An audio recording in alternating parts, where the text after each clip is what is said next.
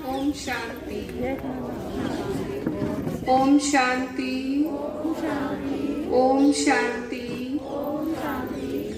सबसे पहले आप सभी को प्रजापिता ब्रह्मा कुमारी ईश्वरीय विश्वविद्यालय की ओर से जन्माष्टमी की हार्दिक शुभकामनाएं, शुभकामनाएं, शुभकामनाएं।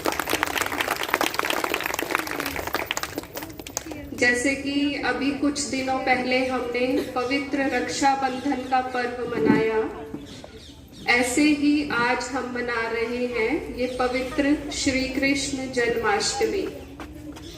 सारी दुनिया में ये पर्व कितनी खुशी से, कितनी धूमधाम से मनाया जा रहा है ना।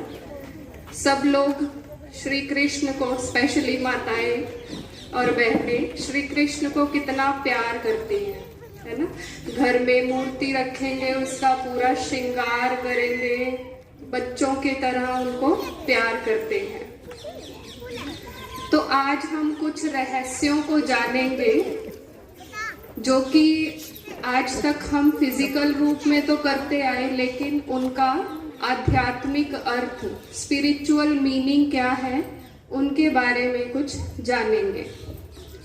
जैसे कि श्री कृष्ण का जन्म दिखाया है रात में हुआ और जेल के अंदर हुआ। जो उनके माता पिता दिखाए हैं देवकी और वासुदेव, जो कि 8 तालों के अंदर जेल में बंद थे और उस जेल में श्री कृष्ण का जन्म हुआ। तो ये कोई स्थूल जेल की बात नहीं है, इसका भावार्थ है देवकी अर्थात देव कुल की आत्माएं, जो श्रेष्ठ आत्माएं थी। आज हर आत्मा 8 प्रकार के बंधनों में बंध गई है और वही बंधन तालों के रूप में दिखाए गए हैं। सबसे पहले अगर हम बंधनों की बात करें, सबसे पहला बंधन है तन का बंधन। आज हर एक को तन से देखा जाए तो छोटी मोटी कोई ना कोई बीमारी लगी हुई है, जो कि एक बंधन के प्रकार है। फिर दूसरा बात करें मन का बंधन।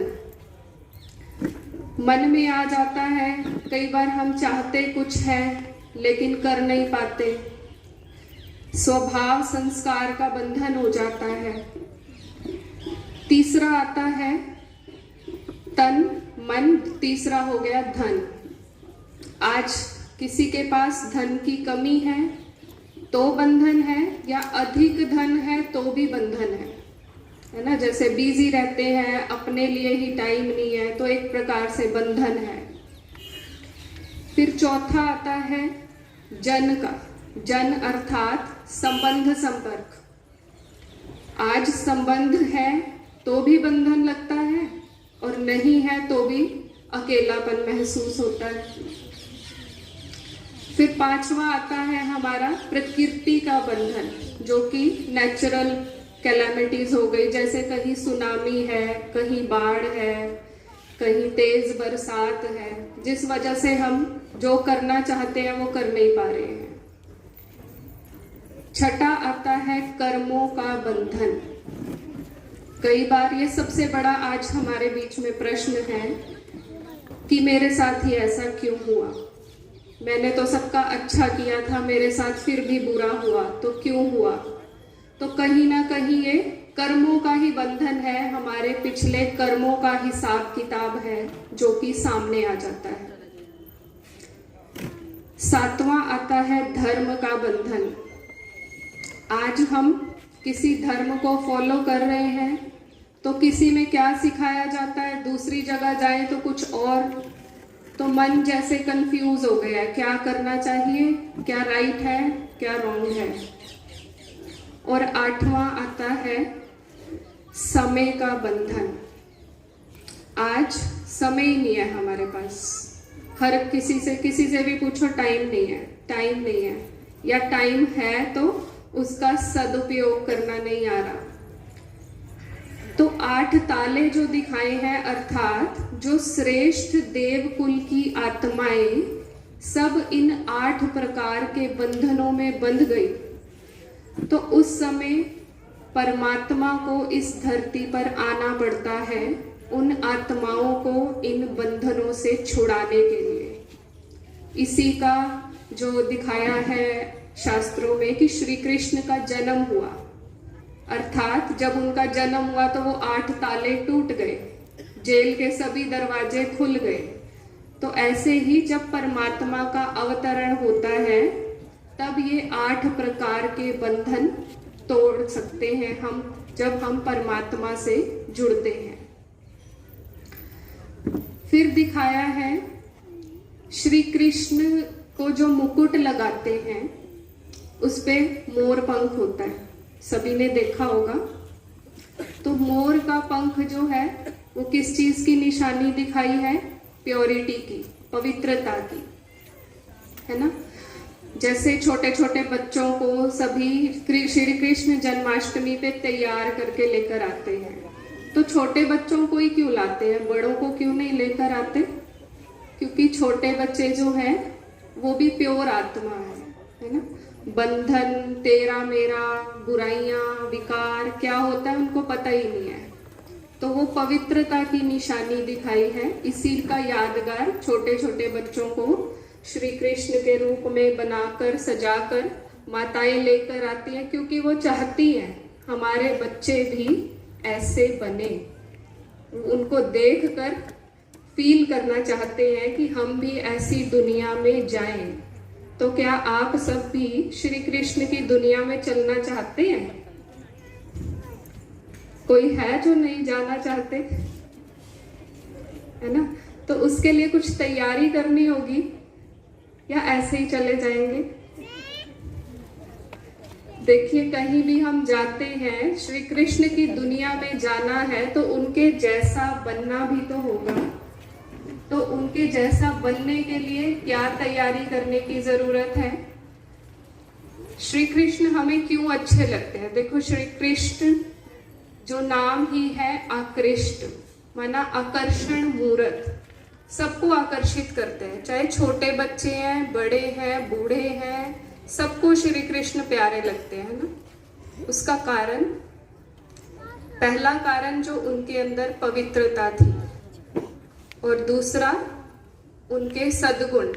जैसे दिखाया है श्री कृष्ण के मित्र कैसे कैसे थे, कोई अमीर, कोई गरीब, कोई शरीर से ठीक नहीं, है ना, जैसे सुदामा दिखाया है।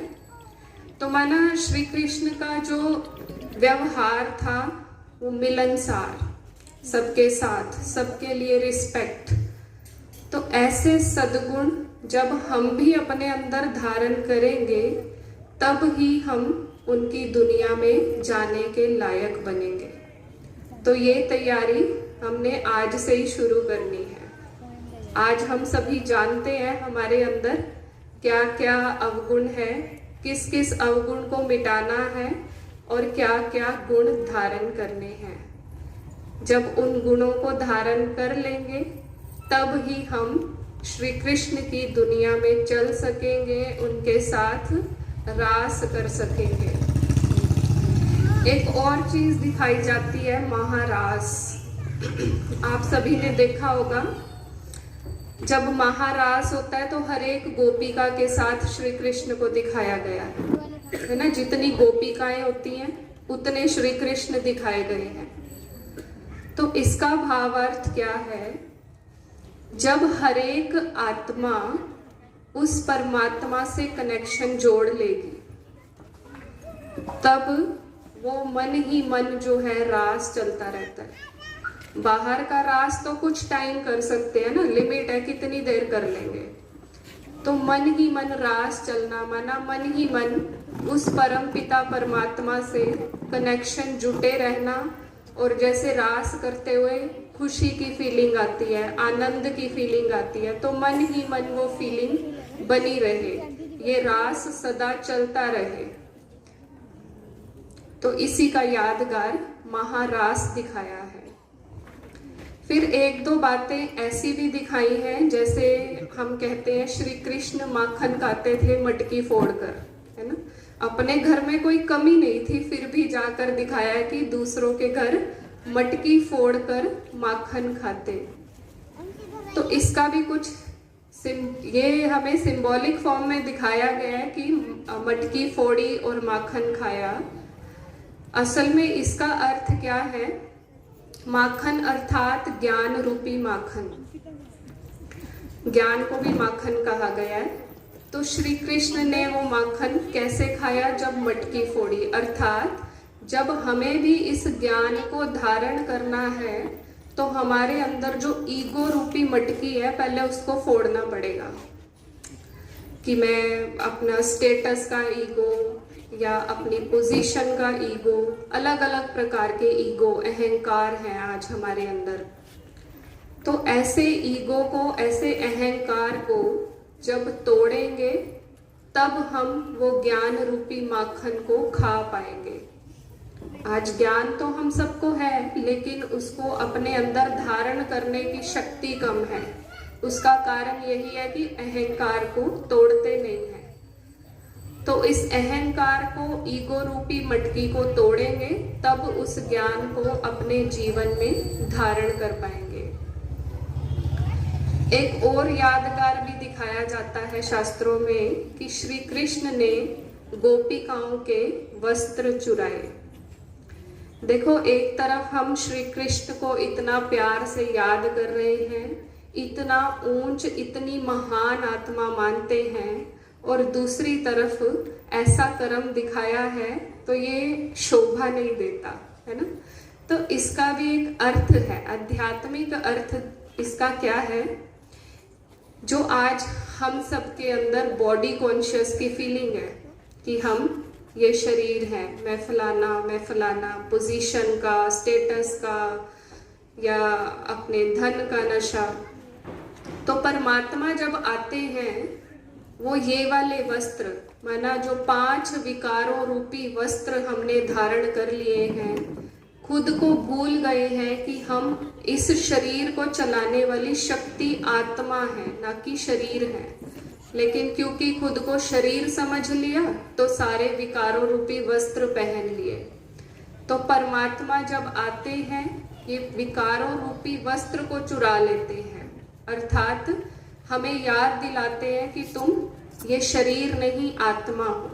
और जब ये स्मृति आती है तब हम अपना कनेक्शन उस परम पिता परमात्मा के साथ जोड़ सकते हैं।